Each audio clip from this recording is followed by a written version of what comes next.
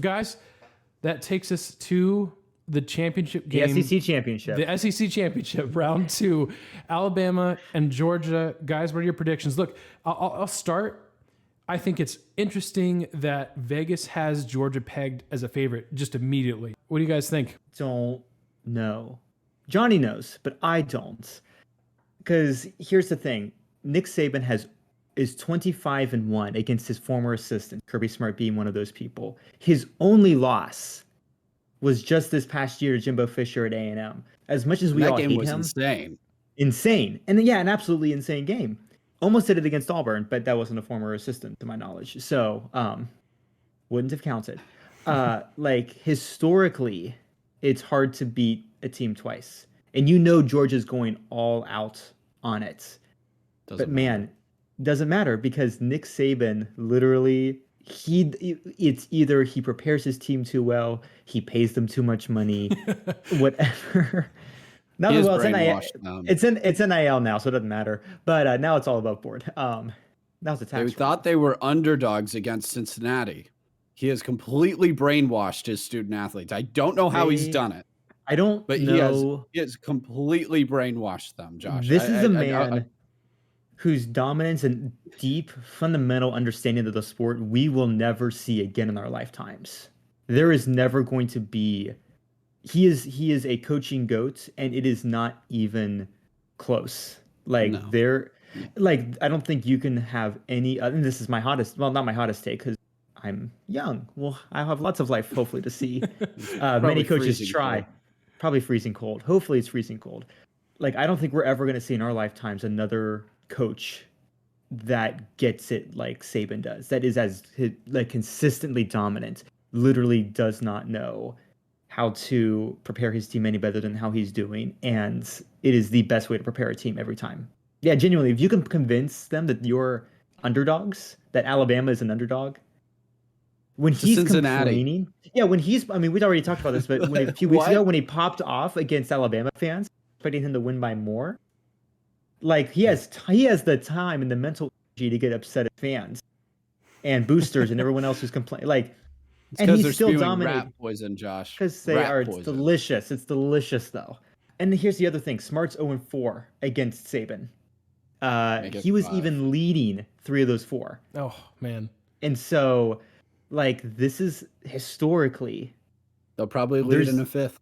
They'll probably lead. It won't matter. Doesn't matter. I mean, it's as simple as this. Georgia, if you weren't going to beat them in the SEC championship game... And we said this a couple weeks ago. Yeah, number one, what's changed? I don't think really anything. And if you weren't going to beat them then, you had the chance for the knockout punch. It's as simple as that. You beat Alabama. You were not. We didn't have to be talking about this. It's over. Because think about it. Michigan's probably playing Cincinnati 2-3, and Georgia's playing Notre Dame. Georgia's gets. If that's the scenario, let's just say those were the 4 teams, right? Yeah, based on the way the rankings went out. You're playing either Cincinnati or Michigan in the championship game. We already know how that turned out. Georgia wins the championship game by 30. You are not talking about this at all if Georgia just handles business. I don't care about this, the Alabama was the more desperate team. Maybe they were because Alabama had to win to get in the playoff. Shouldn't have been. But you shouldn't have been. Georgia should have been just as desperate to finally get over that hurdle of beating Alabama and to win an SEC title and to have the 1 seed. That we should not be. If you're a Georgia fan, you should probably be a little ticked off that you're in this situation now where you have to beat Alabama to win a national championship because you should not have been in this situation. This was the year. You had everything. You had the nation's top defense. You had everything you needed. It's Alabama's worst offensive line and run game in a decade. Yes. I don't think that's extreme. This is the year. I think it's their worst offensive line and worst run game in a decade for Alabama. Easily. Easily. And it won't matter. They only have 1 wide receiver to throw to right now. Yep. And it won't matter. It will not matter. There's going to be a wide receiver you've never heard of that's probably going to pop off for Alabama. Will Anderson's going to just destroy whatever comes out of the Georgia backfield, and they're probably going to be in Stetson Bennett's face all game. All game. Somehow the best players in Joby and all those guys are probably all going to completely evaporate in the game. Georgia will probably be winning at the beginning. It won't matter. It is inevitable. Georgia does not have it in their DNA to beat Alabama. I don't even have to talk about the X's and O's. They literally do not have it in their DNA to beat Nick Saban in Alabama. They don't have it. They don't have it because if you look at the X's and O's, they didn't have it a few weeks ago. They should win. They should win this game. You literally only have Jamison Williams. I know your corners are the issue on this team, and that's because of injuries for Georgia. So that sucks. Fair. That sucks. I get it. There's nothing you can do. Here's the thing. That's a mentality thing. We lost two quarterbacks and still made it happen. We lost even in this year's Rose Bowl, we lost our core guys and still made it happen. It's a mentality thing. And you're right. They don't find a way. Find a way. That was probably Ryan Day's one real wide receiver. They have one real one. I don't care what your injuries are at corner. Find a way to slow him down. I'm not saying Jamison Williams has to only have one catch for 10 yards. If he's the only wide receiver who does anything and you make him have 8 catches for 80 yards, that's a win. Yeah, you do what Cincinnati did and turn him into a possession receiver. You've got to do that. It's a win. Yep. And your defensive line shouldn't need extra bodies to stop the run game. If I'm going in X's and O's, Georgia should be in the backfield hitting Bryce Young every other play. They should be stuffing the run game without devoting extra bodies to the run game.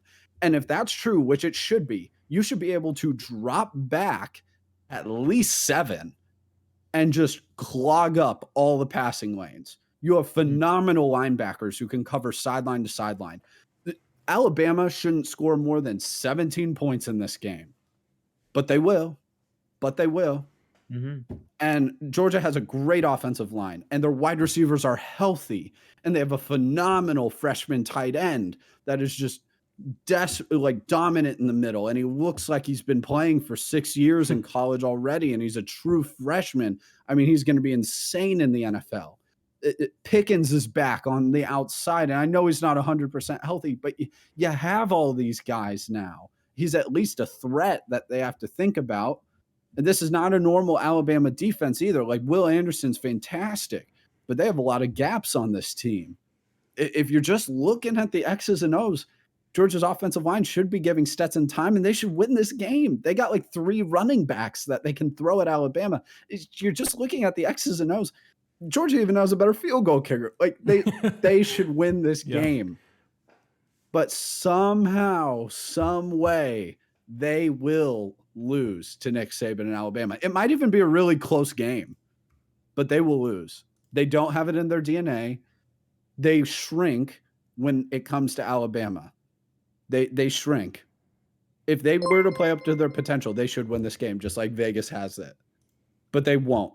They won't. And Georgia, I don't hope that for you, but I just believe that is happening. I know it's going to happen. I've seen it too many times. Until you actually do it, I'm never going to believe in it. I'm just not. Yeah, I agree.